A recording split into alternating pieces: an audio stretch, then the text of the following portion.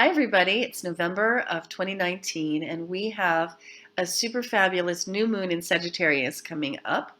I'm calling this one Party Moon Before Winter because Sagittarius is a fire sign and it's all about happiness and joy. It's got a lightness and a brightness to it. And at the end of Sagittarius, we have the winter solstice, so that it's actually getting darker while Sagittarius is happening. But yet, we maintain this air of festivity. So the new moon that happens in Sagittarius is like a sort of a last ditch effort to hang on to happiness and joy, even though it's getting darker and darker outside. So we have the sun and the moon together in Sagittarius, and you've probably heard me say many times if you've been watching these videos that a new moon is about planting seeds. It's about new beginnings. It is the closure of one cycle and the beginning of another. And that cycle is a moon cycle, so it's going to be about feelings, emotions, moods, needs, and comfort. So the moon in Sagittarius signifies that we can comfort ourselves, soothe ourselves, and fill our needs by engaging in things that bring us joy, things that get us outdoors, things that lighten our burden. And so, yeah, I'm calling this one Party Moon Before Winter. And that's a literal suggestion. I think that this is a great time to actually have some kind of an event. And, you know, it being November, we are moving, of course, into the winter holiday season. But it's a little bit early to actually, have parties. But I think that gatherings would be a really good idea. And here's why.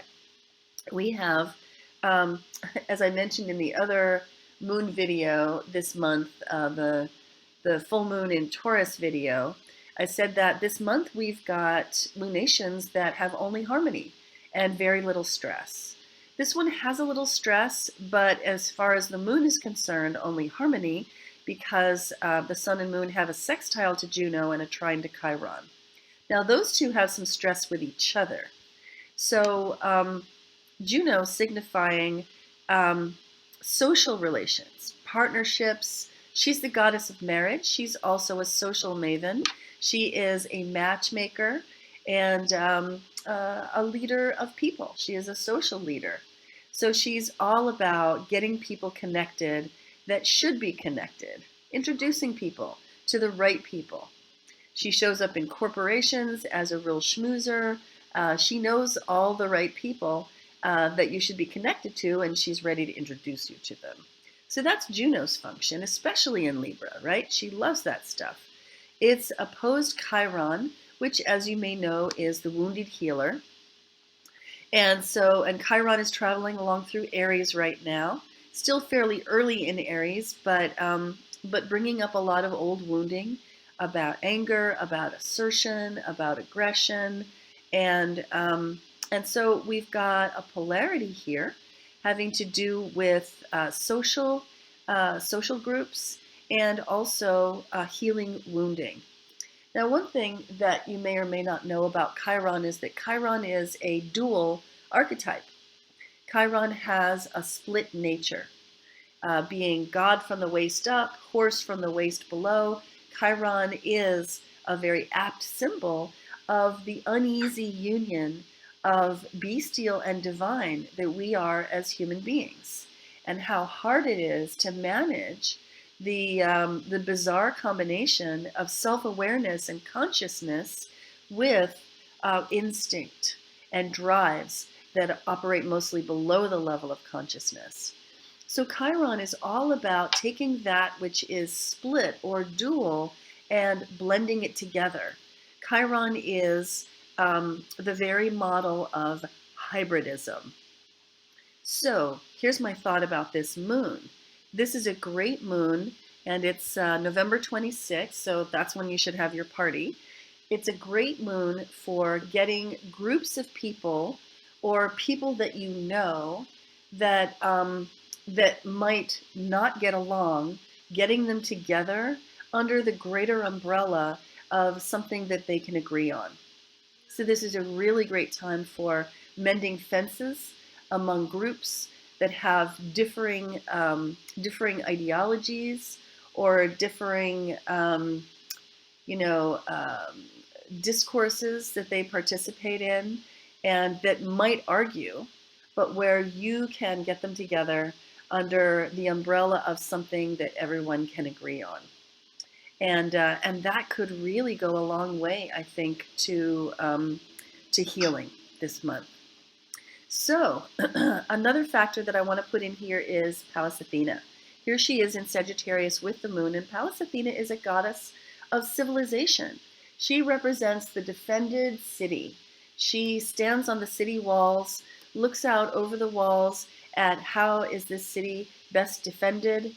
She also turns inside the walls and manages the affairs of the city. She is a strategist, a lawmaker, a legislator, and really a heartful one. So in Sagittarius, she brings the theme of ethics and morals to this moon, and so those themes are very supported by this moon. So Julie, I just said a whole bunch. What are your thoughts on this moon? What would you like to add? All right, Jamie. Riffing off stuff you've already said, I look at this new moon in the sign of Sagittarius, which is a really independent sign. The fire signs tend to be a little bit more me-focused and a bit more independent. And then that fairly close conjunction with Pallas Athena, which is a very independent asteroid. So yes, it's true. There's a lot of independence, but I love that sextile from Juno is there too, because your own personal independence won't conflict with your ability to partner well too. So it's like you can maintain your individuality while also being social and part of a constellation of either your networks or within the partnership itself.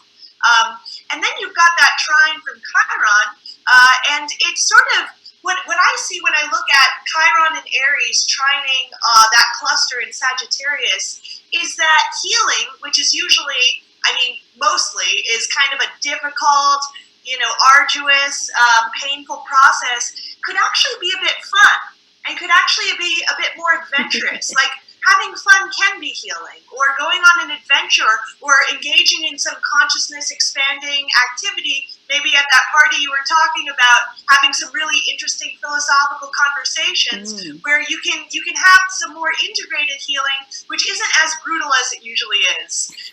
So I think that's kind of a nice trine there. I'm excited for it. And I'm so happy this is happening around Thanksgiving. Because we need to get everybody at the same table together every year, and I think that this might, coming right on the heels of Thanksgiving, might give a nice, seamlessly social boost to that. Yes, I really love that. Cool. Well, the only other thing that I want to add is that whenever you've got something in your chart that's anywhere near a full or a new moon's degree, which is 4 degrees of Sagittarius this time.